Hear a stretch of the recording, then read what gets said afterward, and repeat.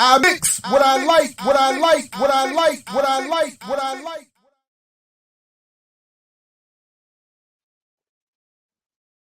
What's up, world? Welcome to another edition of I Mix What I Like. I'm Jared Ball, happy to be your host. Welcome back to BPM. And again, another happy anniversary to us. Last night was a good time at the party. Thanks to those who showed up. If you weren't able to make it, please do go ahead and check it out.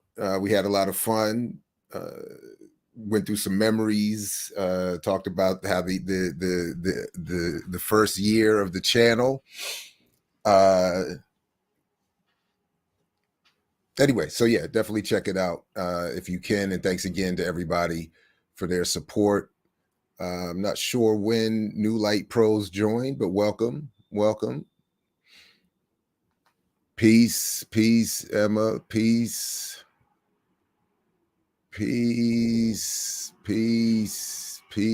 Greetings, everybody. We're gonna wrap a little early today. Thank you very much. Try to break it out every once in a while. We're gonna be talking about Kamal Siddiqui on Ben Dixon's show later, so I thought it would be appropriate to wear that. Yeah, we got to go and rewatch. Now some of us have to go watch the. I'm hoping that the BAP Hood Communist webinar is online. Have to definitely. That's what happens. That can happen every once in a while if the Uncle Nearest is flowing and a cipher is formed and a beat drops. It might happen. But anyway, just make sure I finish that thought. I got to go back and check the Hood Communist BAP webinar from last night. Thank you very much. Thank you. Yeah, it was a lot of fun. Brother Kaba should be joining us shortly. And I want to wait for him before we get to some unfortunate news that has to be discussed in greater detail. But I'd like him to be here for that. So we'll try to hold on for him for that. And in the meantime, there are a couple other things that I did want to get to this morning. Some of which a little bit dips into crypto, but really what I it's really what I want to do is actually play a broader conversation that I recently watched with an economist I've been following a little bit lately, Steve Grumbine, who I think is from Maryland. His accent sounds real Baltimore County, Catonsville, like white boy Maryland. So we'll see if anybody else recognizes that. But he has a conversation with a fellow economist, a fellow MMT economist, modern monetary theory economist, which is something I've been trying to learn a little bit more about and pay attention to, because I think it's an interesting argument that we can make use of. Peace to the garbage crew. I hope they're not making too much noise in the background, but we definitely appreciate their work. And then oh no, I'm not being reluctant to speak about crypto. I'm just kind of playing. Yeah, I thought the same thing, actually, Emma. That's interesting that you say it that way. But as I'll share, we'll talk a little bit about it. I'm less interested in it as sort of as a theory for us to adopt, but I'm more interested in the way that they're making these arguments. And I think that the way they make arguments provides ways for us to make arguments. So that's really my point. But yeah, I think it is sort of like it's just simply, anyway, I to the extent I understand it, I agree with Emma, your assessment of it. But no, I'm not hesitant to talk about. Anyway, but also just sort of while we're getting started here, just as a reminder, tonight at 8 o'clock on the Riot Starter is our debate with Dr. Carr.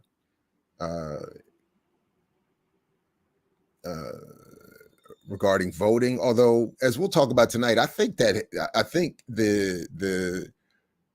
I don't think it could have been done any other way, but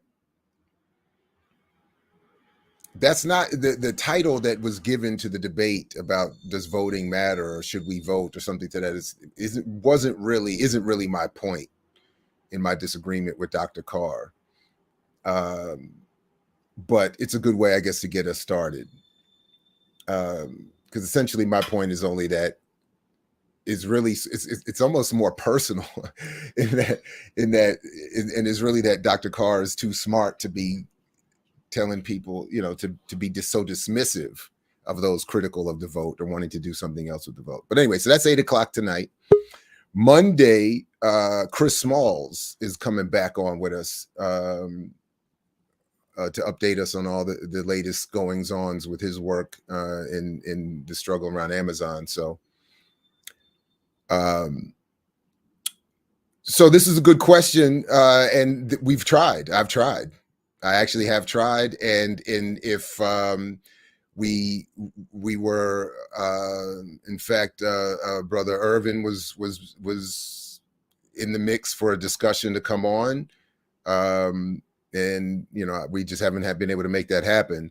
But if you or others want to help us out, and big shout out to Josh and Aaliyah who are working with us, working with me on this show now, please contact imixwhatilike@gmail.com. And so it's not for a lack of effort or interest. And in fact, I was trying to set it up because Dr. James wrote a preface to his book. And I was trying to get them both on. So just not, I'm starting to feel a kind of way, starting to feel a little bit, taking things a little personally. A lot of people giving me a hard way about coming on with me, and I'm not really understanding what the situation is. So if somebody's feeling something or something's out there, somebody needs to let me know what's up. Anyway, maybe I did because I didn't tell him that Brother Kaba would be around, and that's why. Clearly, that's what it is, brother. That must be what it is. Yeah. So, good morning to you. Good morning to all the remixers and the family and all of that. Glad to be here. I'm so sorry I missed last week for the most part. I was kind of on the run, getting ready for a gig and doing sound check and trying to participate, but it just didn't work out. And I'm so sad that I missed out because it was such a rich conversation. I was telling you before, man. And the funny... Yeah. Sorry, go ahead. My bad. Let me interrupt because I actually forgot to do this, man. I totally forgot since you just reminded me that we are. It's Blackfist Fridays. I mix what I like. Okay, now it's official. Now we're official. Okay, my bad. So yeah, you did say you thought the discussion with Dr. Nadell was fascinating. He wrote a very nice follow-up email. He was very excited to be on, as some might have noticed, and was concerned that he didn't do well enough in making the case that bringing up. Man, and I said, "Nah, man, I thought you did a great job." He did a wonderful job, bro. That was outstanding.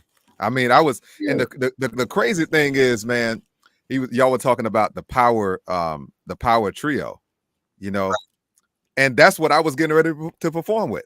Like I had a guitar, bass, and drum. Like I typically, so basically the configurations of musicians has a lot to do with the music that I'm doing, that I'm doing. And that day I was doing something for some seniors in PG County. It's like they have like this annual Black History event.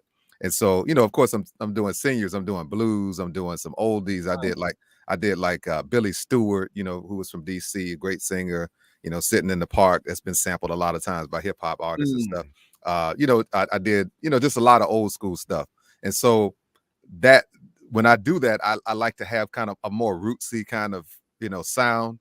And my guitar player DL Watson is outstanding. And just like my man said, the guitar player's got to be a special guitar player to be able to hit certain melodies and things, because you really need keys a lot of times to hit some of the melodies. So it's a little inside baseball if for folks who are not musicians. But what do you mean it's not a power trio? Are you saying because if Kaba is there, it makes it a four? Is that what you mean? I guess that's technically true, but anyway, I don't know. Well, I had a power trio backing me. How about that? Or supporting me as supporting artist. Yeah, but you're right, because like that technically that is correct. It was not a trio, but it was great, man. Just having that. So he was saying that, I was like, damn, that's what I got right now. And then of course he was talking about a black power trio, and then you meant a black power trio. So it was just like a whole lot of stuff going on. So just Hendrix, man, just such a rich, that whole piece about him being co-opted by white artists and also black people kind of distancing themselves from it, because they saw it as being like a white music, which is like ridiculous. And the point he made about, because when he talked about the fact that he was a blues man, it reminded me of the Muddy Waters song, the blues had a baby and they named it rock and roll. Even the blues people back in the day, they understood that, and Muddy Waters actually wrote a song about it that actually said that. So the rock and roll is, and I think I said that maybe early on in this show when we were talking about music. I said we were talking about punk music. My thinking on punk music was that it was white people's version of funk, and similarly, rock and roll is white people trying to play the blues. They were trying to sound like the Muddy Waters, the Robert Johnsons, the Big Mama Thorntons, all of those people. And so what came out was not necessarily that, but it did morph into another kind of music, which, it's a lot of good stuff. I mean, talking about Hendrix, they talked about how at one point people called Eric Clapton God. And then there's that famous story about when Hendrix hit the stage, they said that, he killed it. And they said that he effectively killed God, that day, and he became the god. Even Clapton was like, "Nah, he got it." I mean, he's the man. And just a side note, the best version I ever heard in my life of Little Wing was by Eric Clapton. If you ever check out the live version of Eric, I'm telling you, I'm not saying he's a better artist. I know, and I know the version you talk about, but the best version of Little Wing to me is Stevie Ray Vaughan's version. That's up there. That's up there. That's up there. For me, is the best one. But I like the tempo. I like the tempo that that Clapton did it at. I think the tempo on it was just great. And then just the way I just like the arrangement, Just real quick, there's to question, there's been several people asking about Uncle Devin, and I think that I'm not exactly sure, but I think Uncle Devin's got a lot going on. Yeah, and he's also branching out into a number of different venues. There are, I think, some issues with the brand and some of his business arrangements, broadly speaking. So we're he's still in the mix, but I think that that's why we haven't seen or heard from him much. Yeah. And he used to have a show on PFW, on WPFW as well, and he had to step away from that as well. So right. Yeah, so they've been pretty busy. Listen, man, before we move on, speaking of PFW, man, I was waiting for you to get here because we do have to share some news and talk a little bit about the fact that we lost Baba Askia Muhammad yesterday. I did not know that. Oh, wow. Oh, yeah. Yeah. You gotta be kidding me, man. No, man. Sorry that. Wow. We didn't get a chance to talk before the show, so that's my bad. Maybe I just assumed you might have heard, but it did just actually come out last night. Anyway, so I just wanted, I wanted to take a moment because we knew him for a long time. We worked with him for a long time. For me, at least, for well over a decade. I saw him at least twice a week, every week, in some form or another. And of course, heard him all the time on WPFW. And you know, he was to me the sort of quintessential elder who had actually earned the right to that title. He was, he was supportive, critical when necessary, support, offered a friendly, advice all the time. Used to see him riding his bike all throughout DC all the time. And one of my favorite moments was actually when he called me. Actually, I still have a voicemail that he left me a couple months ago that was so, I think, powerful. And it's one of those, honestly, I don't know if it's appropriate. I don't know what's appropriate. Sometimes it feels exploitive, but my point is that I kept it all these, since actually I've kept it for years. I just didn't even realize that it's older. It says here, October of 2019, actually. So I kept it. I've saved this message for a long time. I thought it was more recent. But what he just said, he just wanted to leave a nice message to me and I guess several others. I don't know, but one of my favorite moments though was he called me after I did a show on PFW, and where I falsely or mistakenly attributed the founding of Muhammad Speaks to Malcolm X. And Askia Muhammad, who's a veteran journalist within and outside of the Nation of Islam, who has a history with Muhammad Speaks and the Final Call going back, obviously decades. He called me, and he, it was the most hostile he had ever been with me. Like it wasn't hostile, but the most hostile he had been. To basically let me, to say, with all due respect to Brother Malcolm and to you, Jared, he had little to nothing to do with the founding of Muhammad Speaks. And he ran down the history to me real quick and then, invited me to carry on. But, so I mean, we posted at imixwhatilike.org a tribute poem that Dr. Todd Stephen Burroughs had published in tribute to Askia a few years ago to give him flowers while he was alive, which I think is great. And we invite people to check it out now, check it out again now. But a thank you card to Abena Walker and Askia Muhammad, book review form of a poem. Just an excerpt here. Askia had quilted his scribbling of A Little Red, Black, and Green and White House, the autobiography of Charles 67X, a black NPR sound print on rewind, a map on the recent past, a big life in small print via the Negro Press. Anyway, Muhammad empowers hallways representing the lost and found, but love, loneliness, and our themes inside the new tome. As the WPFW mic is passed from Askia to you to agree, aloud, and understand. One of the books. Anyway, so I'll let you out. I'm not doing it justice, and it's a longer poem, but in a tribute to both Abena Walker and Askia Muhammad. But anyway, he was a journalist. He was obviously a father and a husband and a veteran leader. In a staple of Black DC, and always supporting good work, and he'll be missed. So rest in power to Askia Muhammad. Yeah. I had known about Askia Muhammad years before I actually met him. Me and some brothers, that kind of grew together. We used to read the Final Call and stuff like that, and used to always look forward to his columns in there.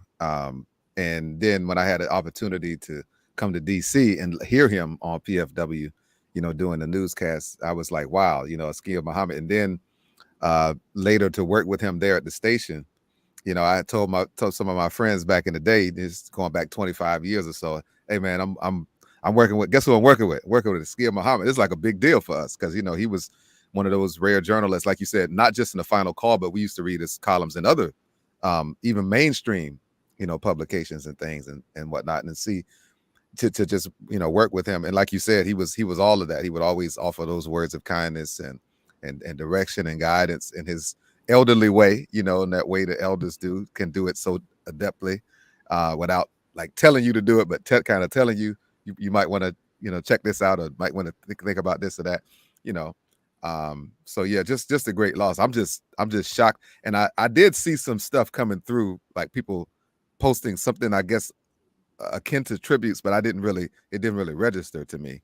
I just thought that they were just talking about just some great work that he had done. So yeah, I mean, my brother called.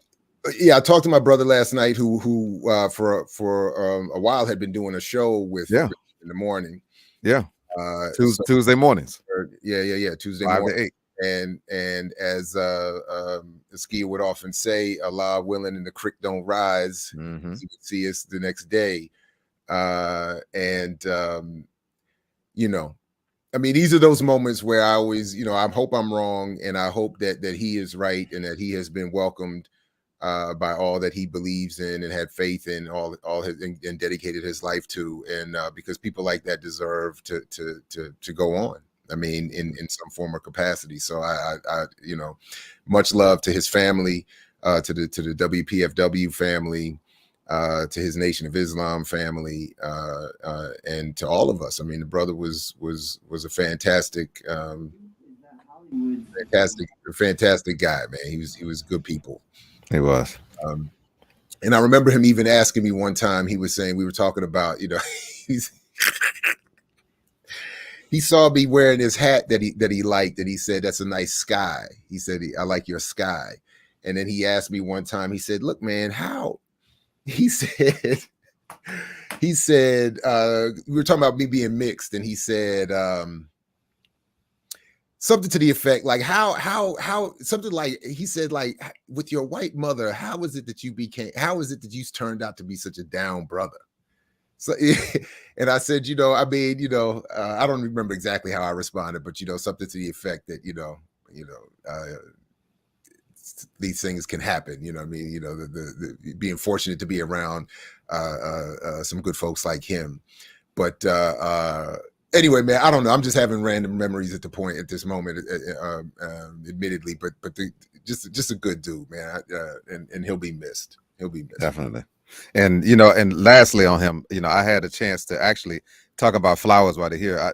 I've been here and there interviewing elders, and I guess this was a couple of years ago. I interviewed him after his book came out, the autobiography of Charles 67X, and it was just a great conversation. He was honored, to be interviewed, and I was like, of course, man. I mean, you Askia Muhammad, man. You got, So, and he had taken all of these photos, and he talked about, one memorable thing. I remember he talked about the fact that he had taken a picture of Obama with Minister Farrakhan before the election of 2008, and that the Obama people reached out to him and was like, please do not release that.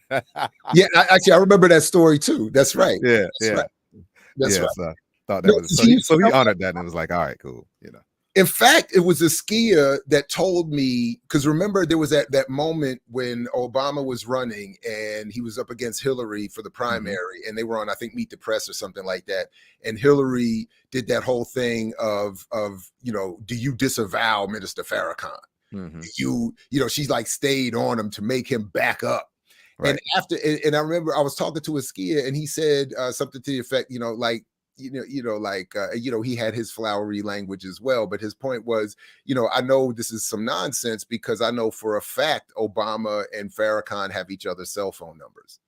So this idea that they aren't in contact, or that he would disavow him, he felt was silly.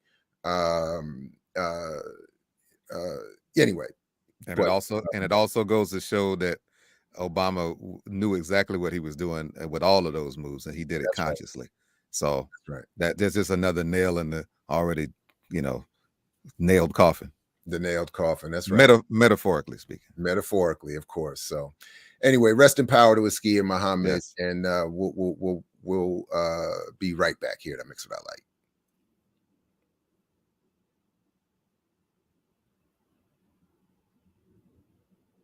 I mix what I like, what I like, what I like, what I like, what I like.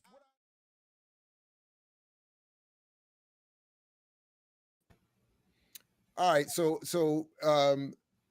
by the way, I didn't want to cut you short on anything else that you wanted to get into regarding the Jimi Hendrix discussion. Was there more that you wanted to bring up?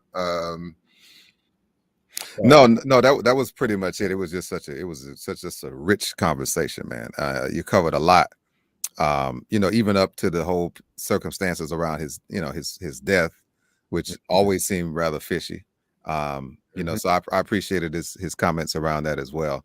This is just a nice, well-rounded conversation. I always appreciate folk when they actually acknowledge, that the black trio that he had, when he had the band of gypsies, so I definitely appreciated that conversation. So just all, because usually you get those conversations separately, So I guess for me, what made it unique was that this was the first time I got all those conversations that I like to have about Hendrix, in one fell swoop. It wasn't piecemeal. I got to go over here to get the death. I got to go over here to get, I got to get all of it in the same conversation. It was just great, Nah, yeah, right on. Oh, by the way, I saw. Is this better? It's Blackfist Fridays. What I like. There was some complaints about it being too loud earlier, so let me make sure I got that right.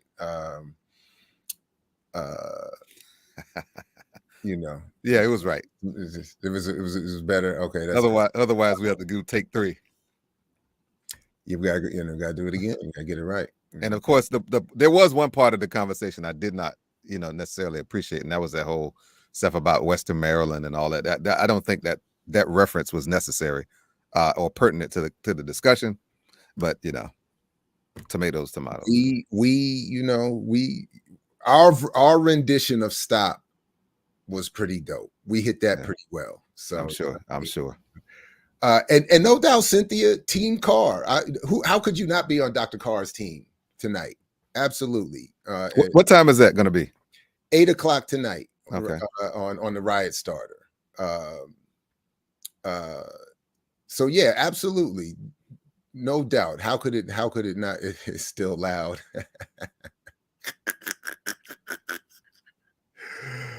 Anyway, all right. So I'll make another adjustment in a second on that one, and see if we can't get a little bit better. And happy anniversary to Black Power Media too, by the way. Happy anniversary. Right on. Yeah. Absolutely. Thank you.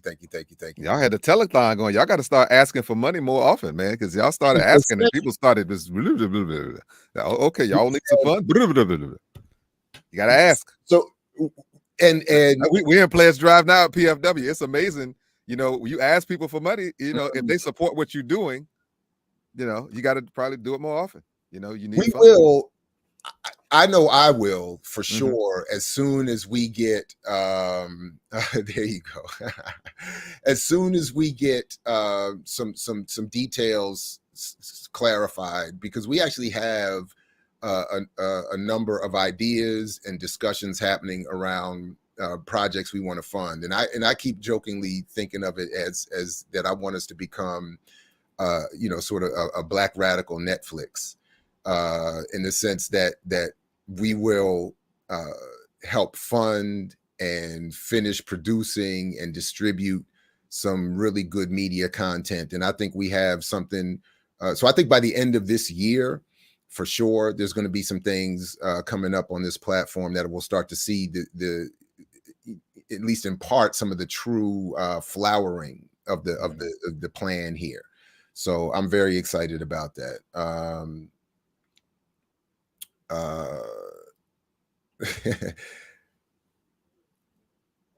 No. It's not going to be Kalanji and me versus Carr. Kalanji will be good as a moderator. But I'm sure if Karen Hunter were available and interested, she'd be welcome. She would be welcome. And I would happily go back on her platform. Kaba, what are you saying when Mama's Biscuits is what do you want to say when we're inducted to the Hall of Fame? Kaba. Into the Western Maryland Hall of Fame? Into the Western Maryland. The Western Maryland Rock and Roll. That's what she must mean. Maybe that's what she meant. Shout out to Sister Shirley. She's a great supporter of Mama's Biscuits. What was that? I mean, as she should be. Yeah. as anyone would be had they seen us between 1997 and 1999. 1999 in Western Maryland, right? Yeah. So listen, I wanted to check out. I wanted to watch a little bit of this interview with you and everybody regarding a discussion of modern monetary theory, inflation, and a little bit of crypto. And one of the main reasons why I wanted to see this and share this and discuss this with everyone is because it talks specifically, and they're presenting it and framing it specifically in this context of combating narratives. So in all of my work and approach to this as a non-economist, it has usually, my entrance is almost always, what is the narrative being said about this or that economic system or policy or plan or et cetera, so on and so forth. So same thing with the buying power issue. The argument is that, or even my critique of crypto, the issue is that these are rebrandings of Black capitalist and even white libertarian traditions. And so I actually like the way they talk about it. And anyway, so let me just start this. And then as we're watching this, Brother Kaba, please feel free to chime in. We're not going to watch the entire thing, obviously, but just a couple minutes of this interview. This is Steve Grumbine, and folks, he hosts and they were on Status Coup. He was co-hosting or filling in on the Status Coup channel, and he hosts a podcast called Macro and Cheese, which I think is a pretty good podcast. Again, not radical, not revolutionary, but they provided a critique and an analysis that I think we can make use of. So and he starts off here. Well, we'll see. Let me just start this, and try not to be too distracted. I know they're making a critique of the American flag, but try not to be distracted by this very pro-slavery and colonial symbolism in the background. I want to talk to you about an article by Chris Hedges. Colin, can you go ahead and pop that article up by Chris Hedges? So Christopher Hedges, great writer, as you all know. Went around and wrote this fantastic piece. If you haven't read it, it's on a couple different. I hear an echo. Share reports You hear an echo? Yeah, I heard an echo. I don't know if people in the chat. Yeah, I think. They. Yeah. Okay, I think I know what I have to do. Hold on, I know exactly what I have to do. My bad, everybody. Thought you were trying to be the ear doctor or something. No, it's I know exactly what it is, and I just have to quickly adjust this setting.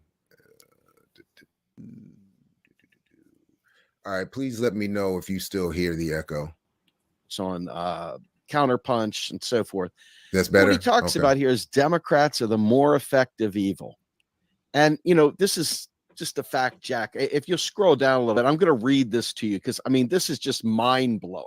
Okay, this is absolutely mind-blowing. What he says is, when all else fails, when you're clueless about how to halt 7.5% interest rate, when your Build Back Better bill is gutted, when you renege on your promise to raise the minimum wage or forgive student debt, when you can't halt the Republican suppression of voting rights, when you have no idea how to handle the pandemic, which has claimed 900,000 lives, 16% of the world's total deaths, although we are less than 5% of the world's population. When the stock market fluctuates on wild roller coaster rides of highs and lows, when what little help the government offered to the labor force, half of whom, 80 million, experienced a period of unemployment last year, sees the termination of the extended unemployment benefits, rental assistance, forbearance for student loans, emergency checks, the moratorium on evictions, and expansion of the child tax credits. When you watch passively as the eco side gathers momentum, then you must make the public afraid of enemies, foreign and domestic. You must manufacture an existential threat. By the way, this is largely going to be, this is like a large component of my argument for tonight, by the way, in terms of why we should not be forced and pressed and told we're traitors if we don't vote for Biden. But, Terrorists at home, Russians and Chinese abroad, expand state power in the name of national security, beat the drums of war. War is the antidote to divert public attention. We've seen this before, right? From government corruption and incompetence. No one plays the game better than the Democratic Party. The Democrats, as journalist and co-founder of Black Agenda Report Glenn Ford said, are not the lesser of evil. They are the more effective evil. Rest in peace, Glenn Ford. Yeah, rest in peace, Glenn Ford. And I have to stop. When I saw this, I knew I was going to have to, stop and say this again. I used to. The same thing is still happening, even in Glenn's death. The same thing still happens, where for years, I actually used to contact a lot of these so-called alternative outlets who would make reference to Glenn, but never invite Glenn on.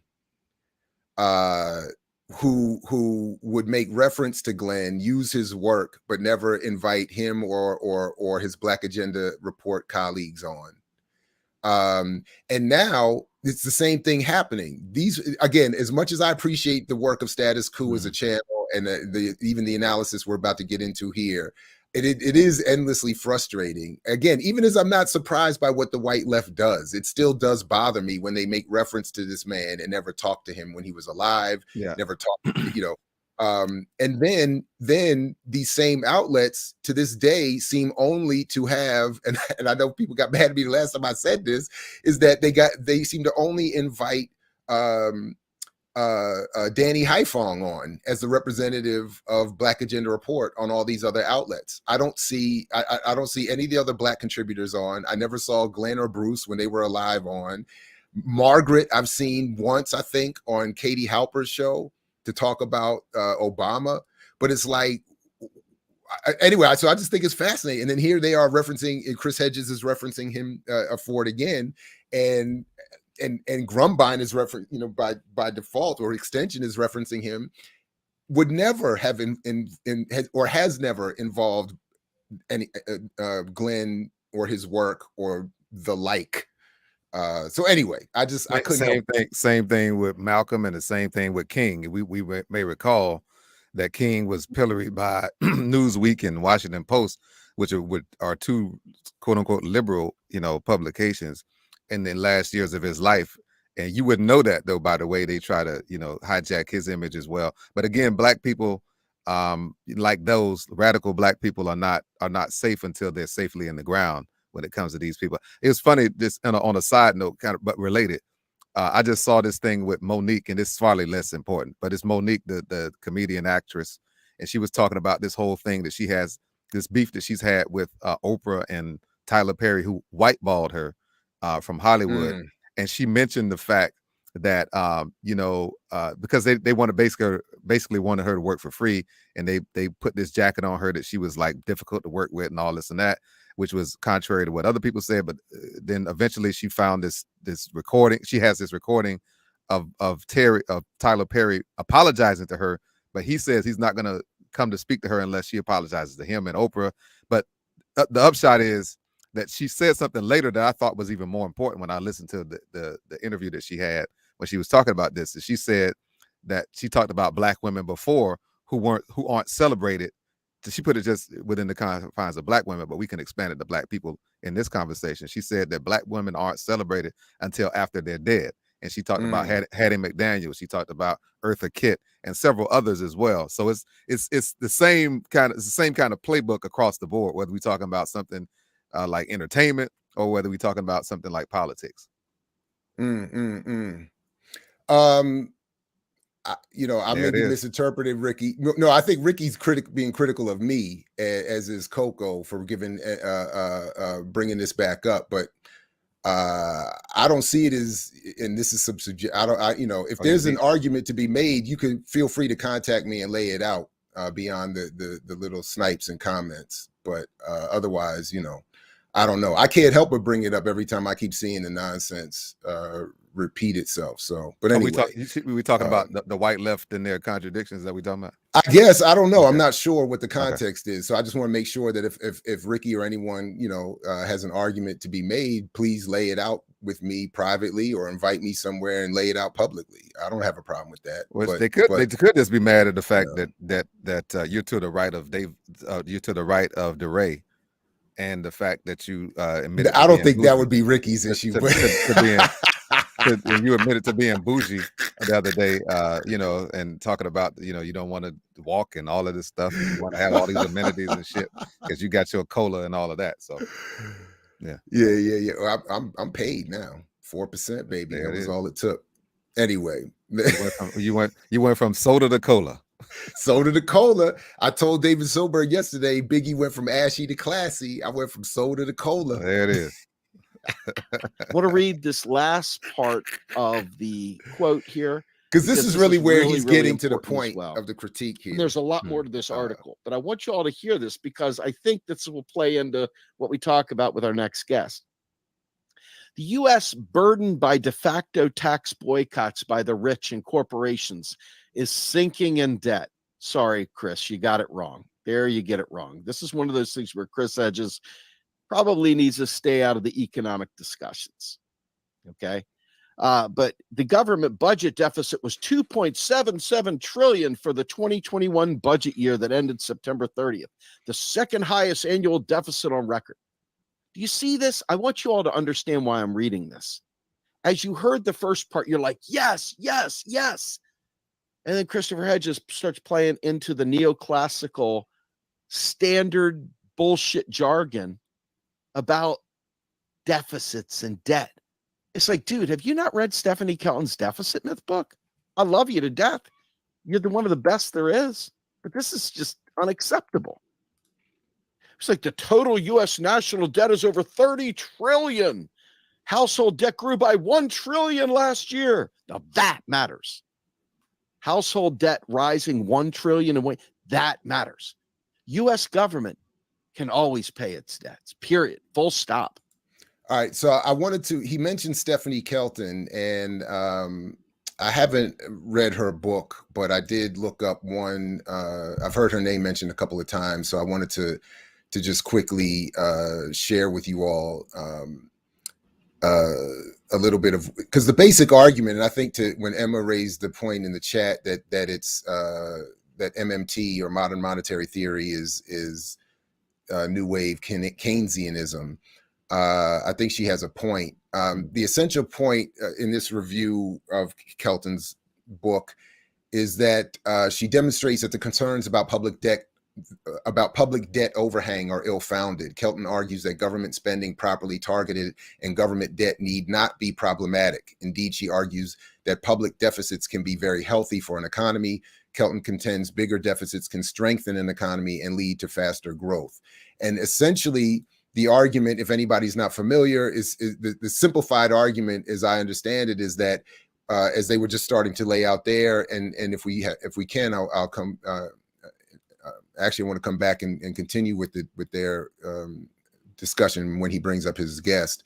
But essentially, what they're arguing is that if with targeted spending, it's obvious it's not just printing, or it's not even printing money. It's not digitally creating money endlessly for no reason. It's targeted funding of specific projects, of specific resource development or production for jobs to in other words, you can keep the economy going. And in fact, they argue you should have a guaranteed job system, which is of course what Dr. King and others are arguing as well. And that if everybody is guaranteed a job and the federal government steps in to fund jobs and the needs of the country,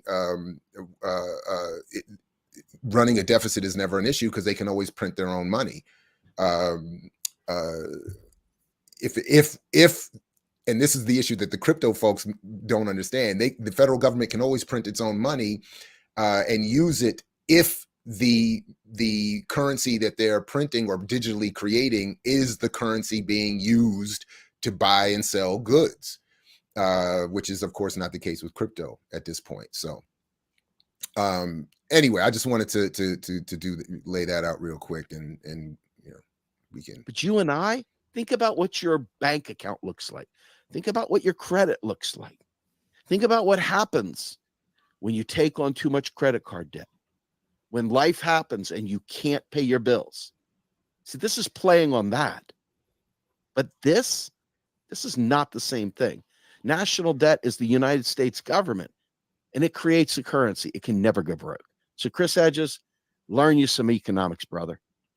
Anyway, let's get out of this one. I do like Colin, to hate if on you don't Hedges, mind. though. I want to make sure that everyone understands that there's a lot of misinformation right now about the economy and about inflation and the entire story that goes into having a legitimate conversation about how to fix these problems. You can't fix them if you don't understand them. And clearly, Chris Hedges, while he understands how bad the Democrats are, does not understand inflation, does not understand economics. And that brings me back to the Facebook thing. Colin, go ahead and throw those memes up there about there you go. So this meme right here is getting flagged all over Facebook. It's literally getting flagged all over Facebook. Because why? Well, on Facebook, they have fact checkers, and fact checkers say it can't be corporate greed that's causing inflation. It has to be printing money. It has to be all these stupid things. So I'm going to skip ahead a little bit, but the point he's getting at is that Facebook is censoring critiques of the dominant narrative around inflation, which of course is that you can't run deficits. It's bad for the country. You can only pay for what your tax base will allow. And all of this, as they argue, and I think is pretty clear, is false. So he was just pointing that out. Yeah. One of the sharpest minds out there in Fadl Kaboub.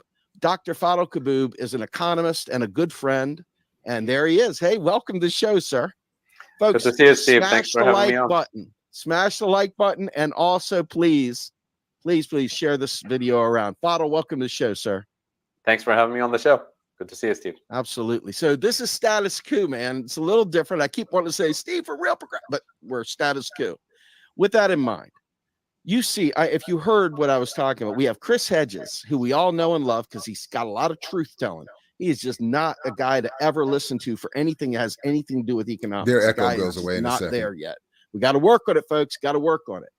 But then you see Facebook literally cracking down and calling this BS. But if you look at who the source is that they're using, it's AEI. Of all the places that they would use for fact-checking economics, they're using that conservative think tank. Can you give us the story about what's going on with inflation? Well, I'm glad you brought this up because this is really an important turning point that will stay with us for decades. If we lose this debate and if we lose this this debate over the narrative about what actually causes inflation and how we tackle inflation, they're going to use this for decades to come to blame the inflation of the pandemic on, the government spending too much money on helping the unemployed. And my bad, are any of the other folks from this area, that is Maryland area, hearing in Grumbine's voice that I want to say Southern Maryland? It's not really Southern Maryland, but that I don't know, that Catonsville, Baltimore County in his voice. I swear that's where he's from. And I used to run with them Catonsville boys for a few years in high school. So I feel Prince like George's County too. Old white Prince George's County has that sound too. Mm-hmm. Okay. Yeah, that's yeah. And poor children and all of that, and using it against us for decades to come to balance the budget and the whole inflation phobia and the deficit phobia and so on. So that's why it's important to really have a counter narrative to call their bluff, not just Facebook, but everybody else who's been, panicking about the inflation situation and pointing in the wrong direction. So when you look at pre-pandemic, what the drivers of inflation were in the U.S., and just to be very, very straightforward, inflation is basically the average price level going up from month to month, from year to year. That's what we call inflation. And it affects, obviously, the cost of living for most of us. So pre-pandemic in the US, we had four basic drivers of inflation that most people recognize. And those were healthcare, education, energy and transportation, and real estate. And with the effects of the pandemic disruptions to global supply chains and so on, we've had additional inflation pressure points related to logistics and shipping and particular products related to microchips and things like that. So when you look at inflation pressure points and actual prices going up, there's usually two factors that affect that affect it. One has to do with the lack of productive capacity. In other words, when we run out of raw materials and skilled people to produce stuff and there's more demand, inflation will happen and those prices will go up. The good news about this is that with strategic investments in key areas, we can produce more. Productive capacity is producible. We employ millions of people, we increase productive capacity, and we tame that source of inflation at the source, whether it's housing or real estate or education and so on. But when you add the second factor, then you'll understand the problem we're dealing with the hijacking of the narrative. The second effect that actually causes inflation pressure points has to do with what we call abusive market power. When you're influential enough in the market, when you're dominant enough, you can raise prices simply because you can. And you can raise prices even more during a pandemic and during an inflation phobia moment because everybody's already in tune with the idea of inflation. So you just tell them, well, we're covering our cost of doing business. So that's why we're raising prices. When we really understand, and most people have seen it right now, that they're actually not just covering the cost of doing business related to the pandemic. They're actually taking advantage above and beyond. And that kind of inflation that's driven by abusive market power, you can't get rid of it by spending less or by cutting the deficit or by reducing subsidies to the poor, to the unemployed, to hungry children. You only deal with it by taxing and regulating their abusive market power out of existence. In other words, you democratize the market, you make it more competitive, and you make it less monopolistic. And that's the problem, because who are the lawmakers who are supposed to do this, to tax and regulate this abusive market power? It's the 535 people we elect in Washington, D.C. Are they a government of the people, by the people, for the people? If that's the case, then we have a democracy. United Corporations of America. Exactly. But they're a government of the super PACs, by the super PACs, for the super PACs. And that's why this inflation question is really a question of democracy. It's a question of survival. And if we lose the debate about how we actually tame inflation, they're going to use this narrative against us for years to come. That's a great point. I want to bring up, obviously, and that the Fed is talking. For me, the two-pronged issue is, one, of course, again, they're acknowledging that this, in their own way, said differently, all these arguments about you have to get your money right before you can get your political power is false. And that's what they're speaking to right there, that it's not an issue of an inability economically to do something, or it is an issue of there not being political willpower to do what he just said, to tax and regulate.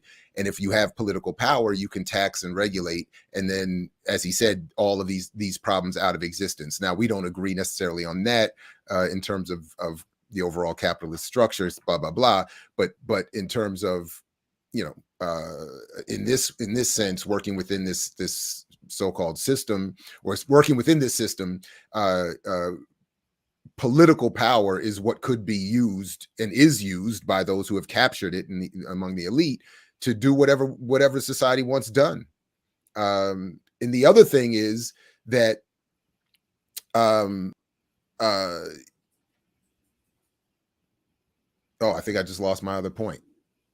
Oh, no, that's it. The other part is that they're talking about how there is a framing in the media and in the press, and with the censorship involved in social media, that is framing a narrative that has historically always been the case, that the reason we can't do this is because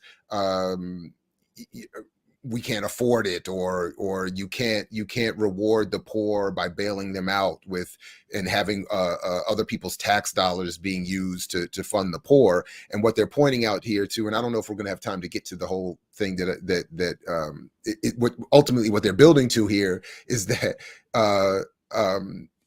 with modern monetary theory, it recognizes that now that the dollar is not on the gold standard, and you can either, well, not really print anymore, but digitally create as much as you want, if you spend it wisely and targeted, and don't produce more money than you are able to produce in products and services as a society, then you are good, especially when your government when your currency is the currency used in national and global trade. So so for me, again, is the issue of framing and media narrative. So when he's saying if we don't win the narrative, from his perspective, that he's saying, again, we'll be back into this narrow argument of, well, we can only spend what tax dollars a lot for, and we're not going to have, we're not going to get votes supporting using tax dollars to bail out poor people. We will bail out the rich, but not poor people. So, yeah, talking about tightening monetary policy, talking about increasing interest rates, talking about going and using old tools they used in previous recessions and things like that. Yep. When we sit there and put inflation as the cure by using interest rates, we in effect create inflation. At least that's what Warren Mosler would say. I'm curious, why do they keep falling back to the concept of raising interest rates at the Fed? All right, you know what? Let me stop it there. I think we anyway, that we don't have as much time, and I don't, anyway. But I think that's sort of related to this. I did want to play a clip of something else I've been watching a lot lately, because now that I've been going down all these YouTube deep dives on crypto, they've been sending you stuff. They've been sending me stuff, but what I like about this is that it's similar to what we were just seeing discussed in that last clip, but said very differently from a very different perspective. Let me. So this guy. So if anybody doesn't know, Charlie Munger is the partner of Warren Buffett at Berkshire Hathaway, and apparently he kind of looked like him. Well, this is Buffett right here. Oh, okay, I was about to say, Munger, yeah, right. They really do all look alike. Right. They're going to scroll over it because they're on this panel. But I actually enjoy watching this because I really enjoy hearing from the horse's mouth what their real views are. So the way I sort of in my own mind was putting these clips together is that in the previous clip they're saying, okay, here's the narrative that's being used to make sure that wealth is never redistributed downwards or more widely. And then here is, and from the elite's perspective, the true capitalist class perspective, this is I'm higher on the existing social order than you are. Mm-hmm. There's always plenty wrong with a social order, and certainly there are places where ours is a lot more broken than it used to be. I don't think Warren and I have any wonderful solution to all the problems of the world, but wishing for $1 million instead of some more tangible short step is the wrong frame of mind. That isn't the way we got our $1 million. Yeah. Well, I don't. Warren might give a different answer, by the way. He's no, I would agree with the wishing for a job. I makes a lot of sense to me, and figuring out how to get one and then going from there. But there is, and always has been. That doesn't mean it always should be, but there is a tremendous amount of inequality. What you don't want is an inequality of opportunity. There will be a lot of inequality in ability. A market system like we have turns out what people want. If they want to watch a heavyweight fight and they want to watch Mike Tyson, they're going to pay him $25 million for getting in the ring for a few minutes. And it produces what people like, and it produces in an abundance, and it's done very well in terms of production. It is much better to be in the bottom 20% in this country now than it was 50 years ago, and it's better to be in the bottom 20% of this country than in any other country. But it still isn't very satisfactory. The market system does not reward. It does not reward teachers. It does not reward. It does not reward all kinds of people who do all kinds of useful things in any way comparable to. You know what? I got to stop this, and I got to apologize. I completely forgot something that's supposed to be happening this morning, and since one of our guests has just showed up and reminded me of that, that's totally my bad. So when our other guest gets here, we're going to bring them up because we have some other unfortunate realities to deal with. But the short of it is that I was anyway. So we'll come back to all of this.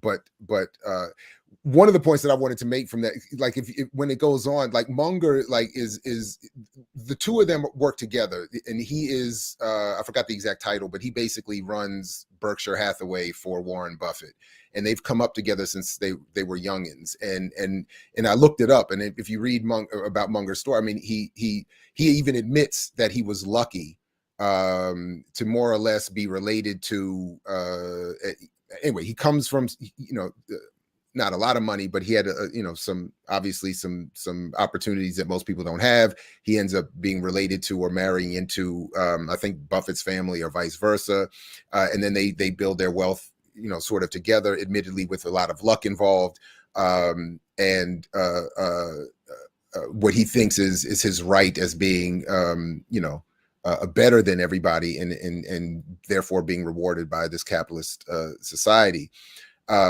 But anyway, I just like to sometimes hear from people who are very direct in their in saying, we are running things. We're happy to be running things. You all can't get where we are. But anyway, my bad. Listen, because so I owe everybody an apology, Kaba, everybody on this.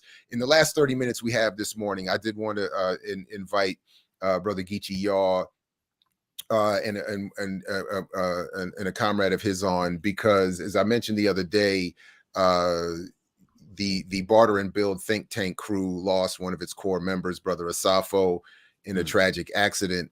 And as they look to sort of reconstitute and rebuild as supporters of this show and platform and vice versa, wanted to extend some love and solidarity to them and give them a chance to come on and not only talk a little bit about Brother Asafo and wish him a good send-off and rest in power, but also to talk a little bit about their work going forward.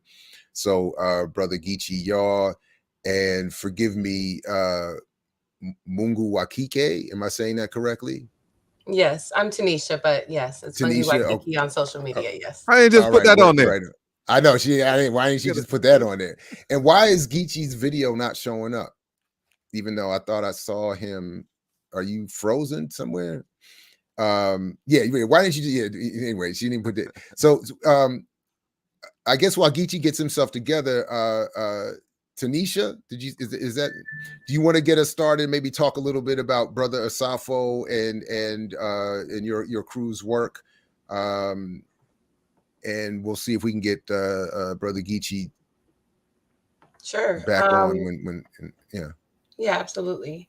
I never met Asafo in person. I actually knew him through the Barter-n-Build think tank. So he's somebody that I kind of recently got to know through the build that we do. But from his untimely passing, I've just learned and read and seen the outpour for him. So he's obviously a very loved guy in his community and amongst our groups of people, as far as learning and building in our communities to make them better for us. I wanted Geechee to explain what happened and explain what I know. Basically, he was involved, obviously, in a vehicular accident where he was riding his bike to work. I guess the story is that his vehicle had recently broke down, so his bike was his way to get there, and was unfortunately struck by a car. And what we're seeing is that if there was an investigation, it was very incompetent. It wasn't thorough. A family member or one of the other comrades was able to go to the scene of the accident within a couple of days and actually found personal artifacts out there at the scene. One of his books was left out there, pieces of the bike, pieces of the car, things that we think that in fact, sorry to interrupt, but Brother Geechee had let us know that one of the books that he was reading that was found was Brother Eugene Puryear's Shackled and Chained, which was I don't know. whatever that would be described as. But anyway, please continue. Sorry for that intro. I just wanted No, it's okay. It just shows, you know, the type of reading he was doing, the type of intellectual he was, though, you know, and you know, so to go out there and see those items left on the scene, you know, it just gave obviously the impression that a you know, a not very thorough investigation was done, because you would think that any personal artifacts would be collected and would be, of course, be preserved in case there's some sort of, you know, trial or what needs to happen. So, you know, what we've been talking about is what's the next steps. So they did a press conference a few days back and went down and basically made a demand on the solicitor there to have a, you know, thorough and impartial and investigation into the accident. Because what's being said at this point is that the driver's only being charged with speeding, basically going too fast for the conditions, which is a fine, and that's it. We've talked a little bit about, you know, what other avenues of justice looks like. I'm not particular proponent that our only, you know, satisfaction should come from the criminal justice system. It doesn't serve us. It, you know, it fails us. So we've talked about what that looks like outside of the criminal justice system as well. But of course, we've got all types of family and different ideologies coming. And a lot of people are just saying, you know, whoever this person is, whose name they have not also released in public, that he should just be put in jail, you know, charged to the max and put in jail. You know, we've been discussing other healing. What's other things that could happen in the community as far as healing? Do we make sure that there's bike lanes out there and proper lighting?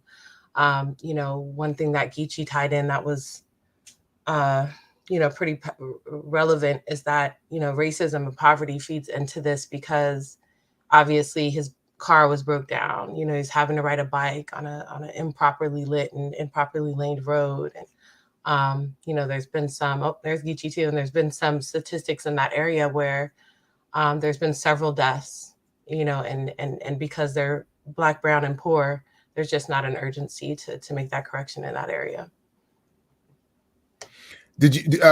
There was a question here. Did you say that the driver left the scene? Is that what? Oh no. Okay. Well, so supposedly from the police report, there's not even a real police report. It's like really, it's almost like, you know, somebody blew wind on somebody. But the little bit of pieces of information we have said that the driver was at the scene.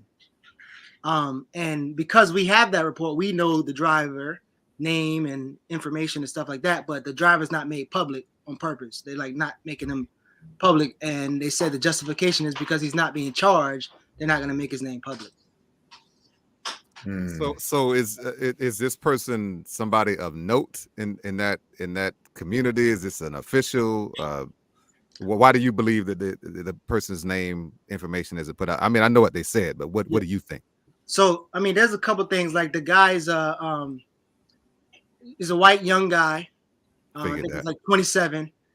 From the research that we have, and you know, kind of the team members we have, he has like some legal issues a while ago, but the last 10 years he's been relatively clean in the system. But and that's kind of all I know from, you know, our people doing some, you know, digging.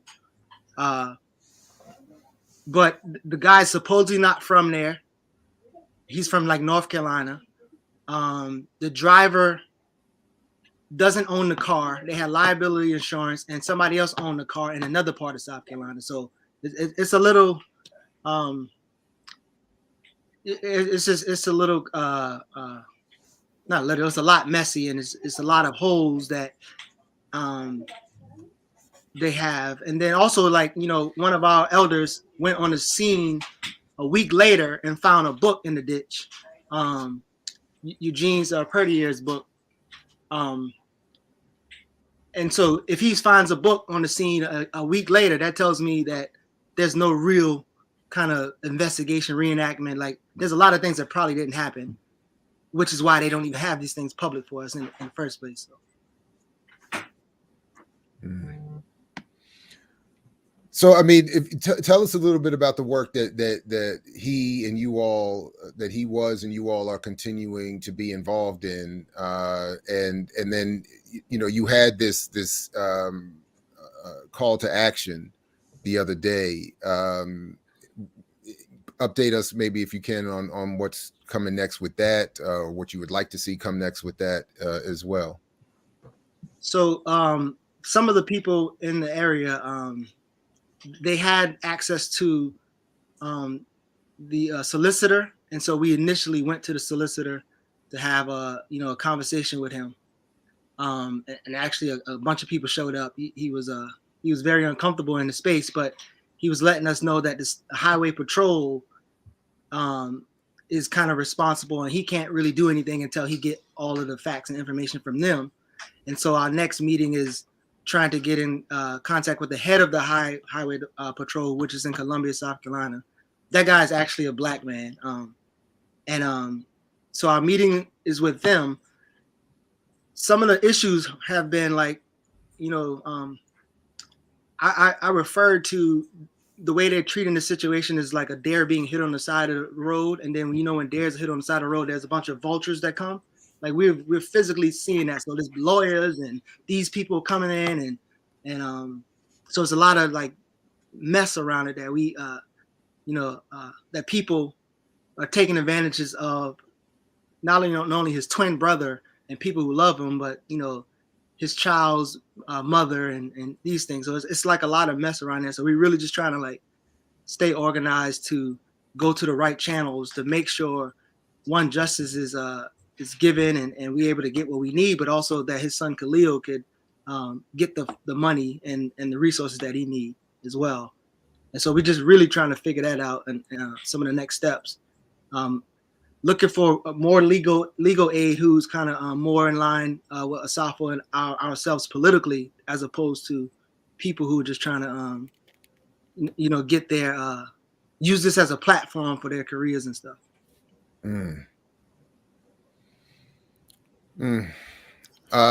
So obviously you'll stay in touch with us and let us know how we can help with anything coming forward around the specifics of this issue and case. But again, talk a little bit about the work that Brother Asafo had been dedicated to and that you all do, and maybe again even there, what's coming up next. Yeah. So, not so ironically, but I mean, as most people who knew Asafo and anybody who even looked at any of his work, he was adamant about, working for, working class people and poor people. And I mean, he locally, he'd done things like get people back in school who was, there was one sister who was suspended from school because of something she did on social media. There's a couple cop killings that he's been working on. Getting action done locally. There's a bail fund that he's been working on. He actually just organized the first TED Talk that will be at Coastal Carolina there in Myrtle Beach.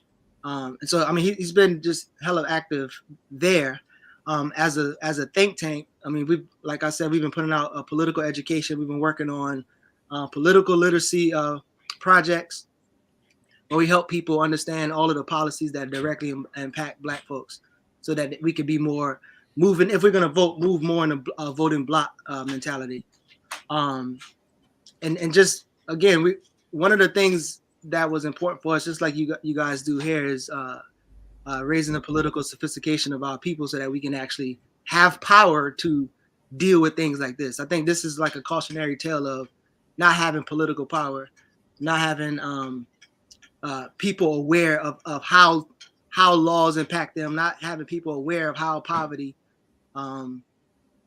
is something that is forced upon you. I'll give you an example. Asafo has a master's level of education. I'm willing to put him online to be the smartest person in the region. But in 2019, there's some public records of him being some recreational manager in the city, and they was paying him from $13,000 to $17,000 a year, which was like 60% lower than his co-workers and 75% lower than the national average for government workers. So it's like you can see that some of the things we taught about how, poverty is not something because lack of education and lack of financial, all these crazy shit. But it's really like, if you fight the system, which he did for, gender justice, ecological justice, economic justice, and you fight it the way he did, you'll be punished. And so I kind of, that's what he's been kind of dealing with. And, honestly, I've always felt like, he was kind of stuck on an island out there, right? It's a small city. He's probably like the only one in the whole damn region that, has that type of politics and have that type of insight. And, he always told me one of his, take your time.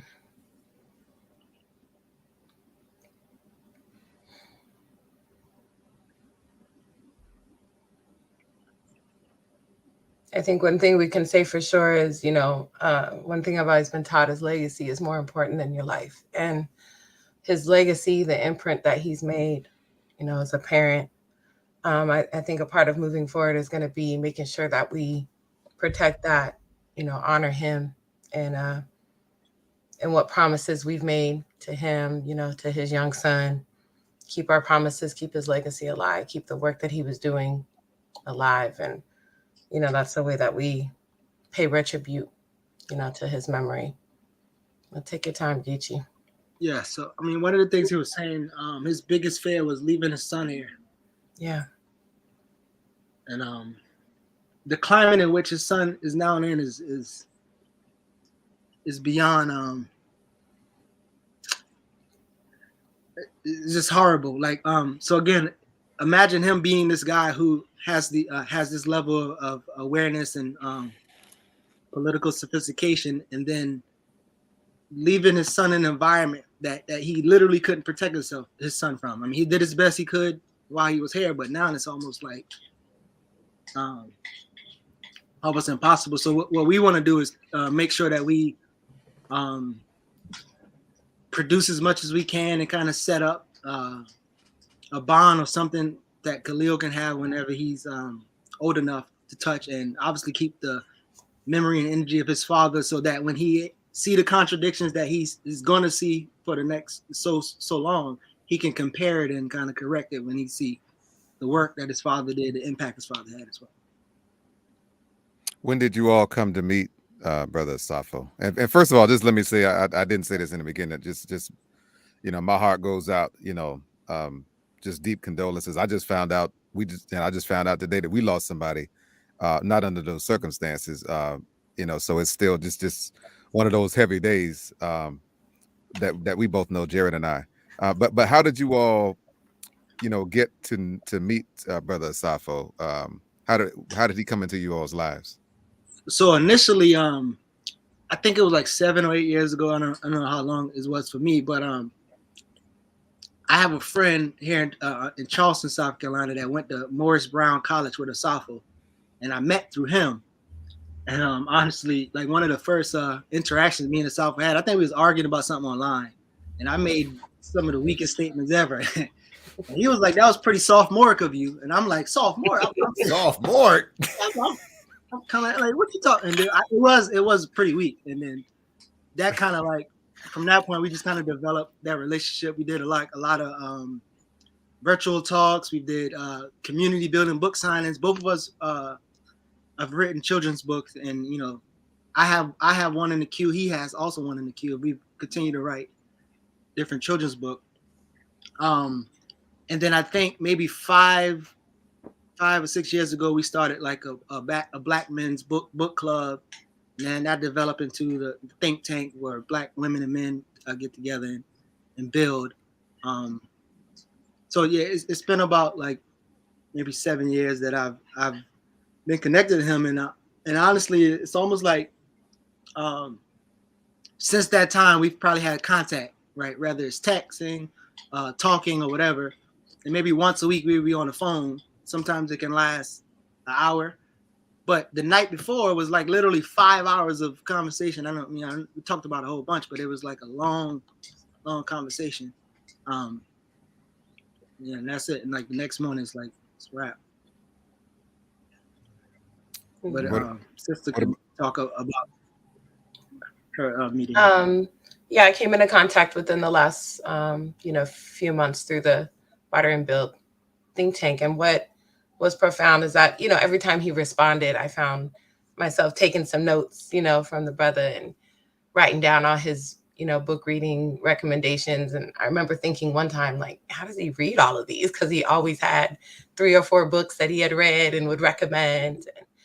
And I think that moving forward, we look at, when I told you before, Geechee, that when you said that one of his biggest fears was leaving his son, so maybe we look forward to making those communities that our children thrive in, they build in, return to, and then serve, so that we do leave this physical space, we feel more wholesome about it. We feel like, all right, what I mean, we did what we need to do, we did the work to where if we are leaving our children here, they're good. We've armed them politically, we prepared them. So that's going to be part of our work moving forward. I think that's our work anyways, that we give our children this healthy resistance and defiance, and code of accountability, and a strength in the structure that we provide. You know what I mean? So we probably have to build something concrete to extend out to his son, to make sure that we're creating that around him, even if he has forces close to him that are maybe in opposition to that. So, rest in power, Asafo. Yeah. And I know, even though you said you never met him, it's still, you've met each other around the principles that you were fighting for and being, and and working towards. And I similarly hear Black Power Media last year, a colleague was lost in that way, that I never met our brother, and still that loss is felt. Even some of the normal presenters with him had not actually physically met him, and they still felt him, and it was still quite a loss. So I know that it's a rough thing, and like you said, that legacy piece though is really important, and I applaud you all for pushing on that way. Where was brother from? Was he from South Carolina, or where was he? Where did he grow up? Yeah, so he was from Florence, Myrtle Beach area, a small town called Loris. Mm-hmm. He went to Morris Brown, spent some time in Savannah, but just like most of us, whatever we get, we want to kind of take it back to organize and do what we need to do at home. Mm-hmm. And so that's what he was adamant about, doing it at home. And then he had his son, and so that made it even harder for him to leave that small place. But born and raised and organized all in South Carolina, Myrtle Beach, Loris, Florence area. I think these type of spaces are so important, gentlemen, because one thing that we dealt with just this week is kind of the narrative push with the media. There was one story that was horrible. The reporter literally said that friends and family were just emotional driven at the press conference.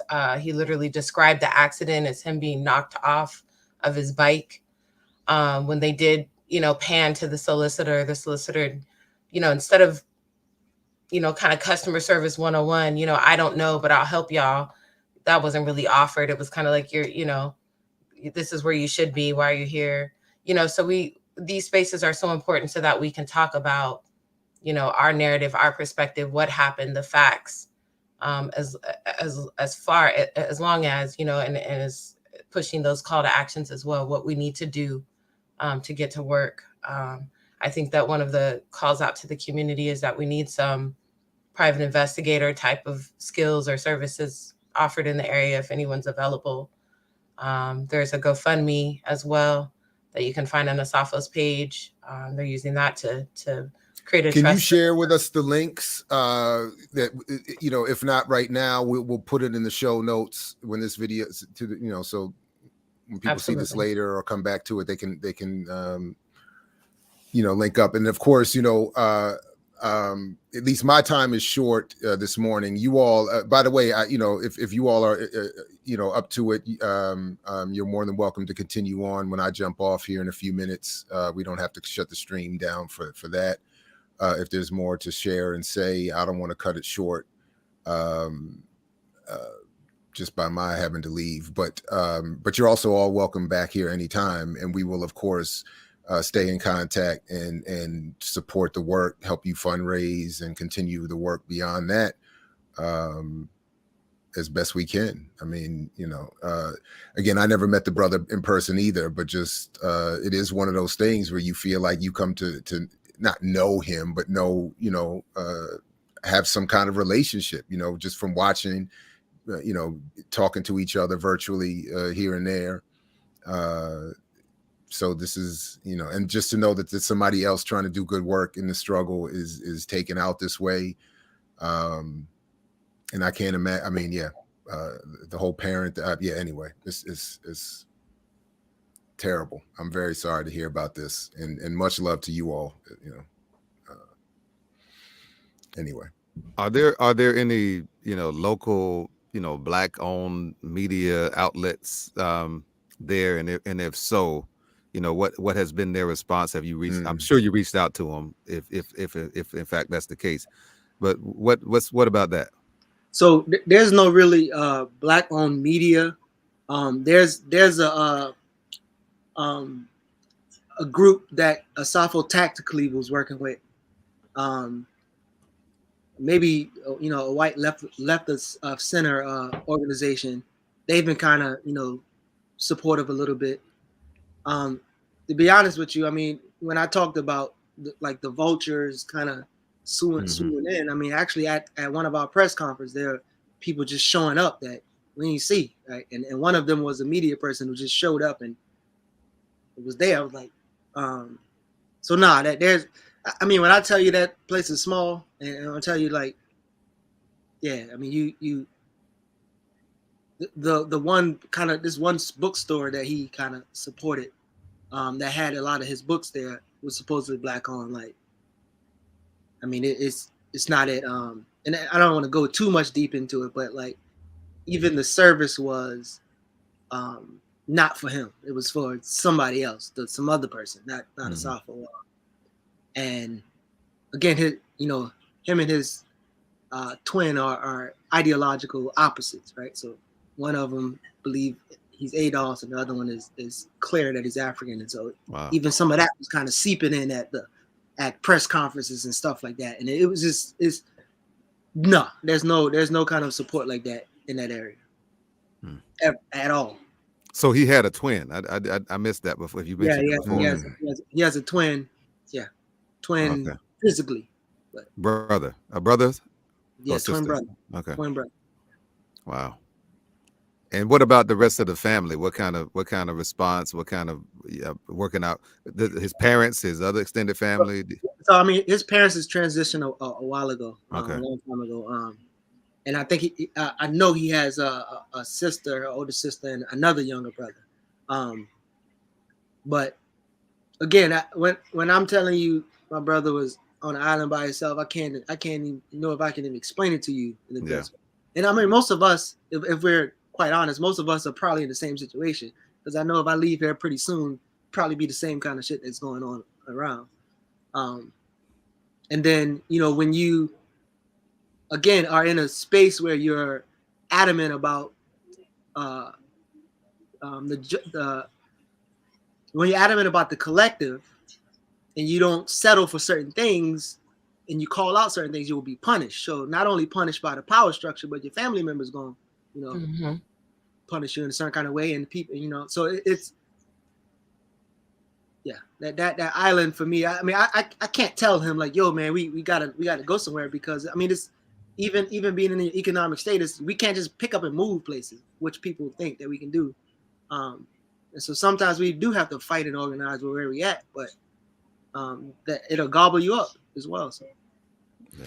Listen, I have to jump off, unfortunately, but I'm more than happy. We can leave the stream going. You all can continue on as long as you like to say whatever you need to say. Much love to the both of you. Tanisha, it's a pleasure to meet you, and I look forward to building as we go forward. And again, I'm here. This platform is here. Whatever we can do, just let us know. Let me know. And rest in power to a brother Asafo, and much love to you all.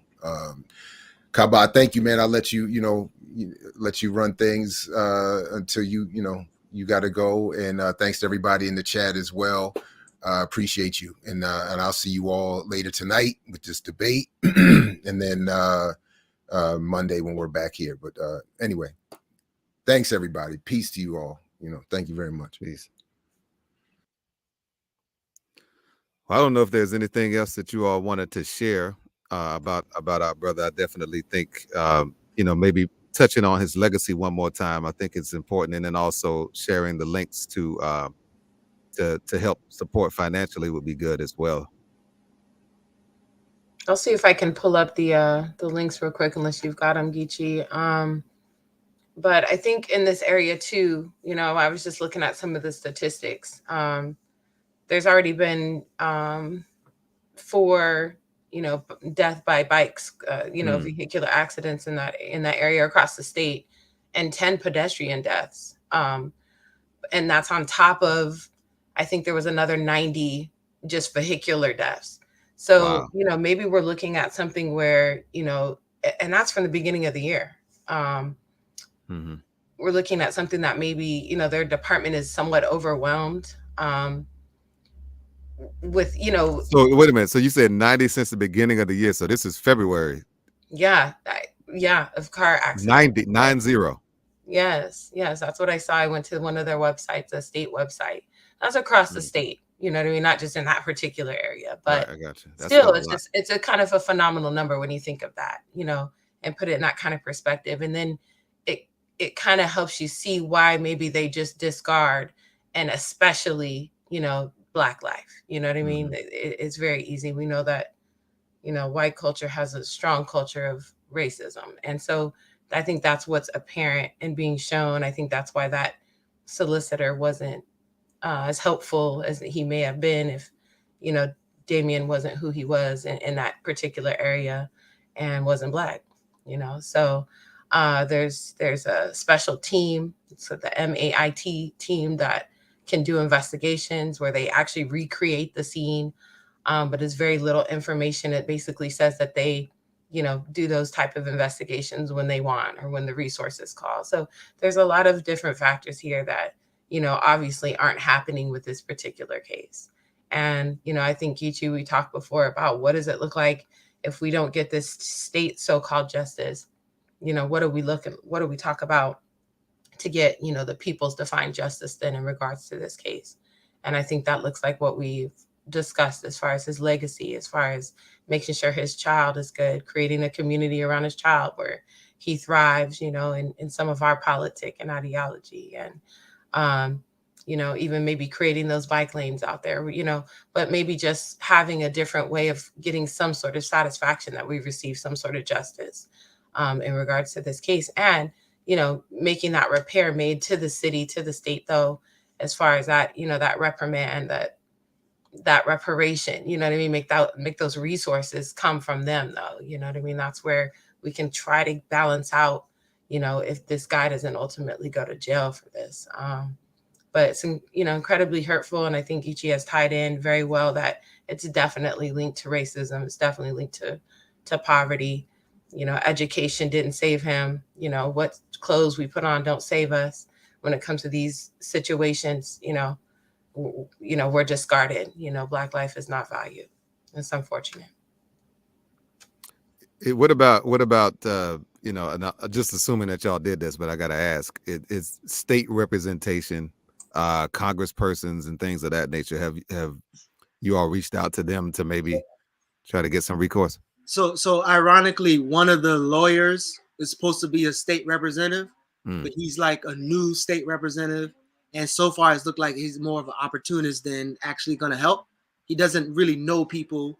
He doesn't know his way around different places. In fact, when we had the meeting with the solicitor, a white solicitor, we in the meeting and he was like, "Hey, I'm so-and-so and I'm a state representative, whatever. The solicitor like, "Oh yeah, good for you."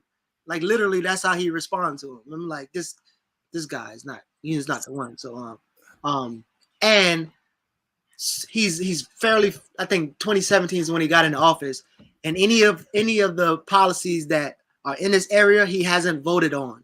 So again, one of Asafo's, people that love them in the community who's not as politically aware kind of brought these two people to the table. So this is kind of who we had at the first place to kind of talk, but right. It seems like they don't have understanding of, they don't have a clear understanding of the situation, or they really are trying to use this as, again, a platform for them to stand on to achieve whatever they want to achieve individually. But so far there's lawyers who are actually, one of them are a state representative. Wow. And so one lawyer, state representative, and hasn't even moved on any legislation in 5 years, going on 5 years in office. So that's what about his son? I know you say that that there's some challenges around that, but what about is there any relationship with the people who have custody of the child? Do y'all still have access? Because you're mentioning, teaching in the politics and things. How is that?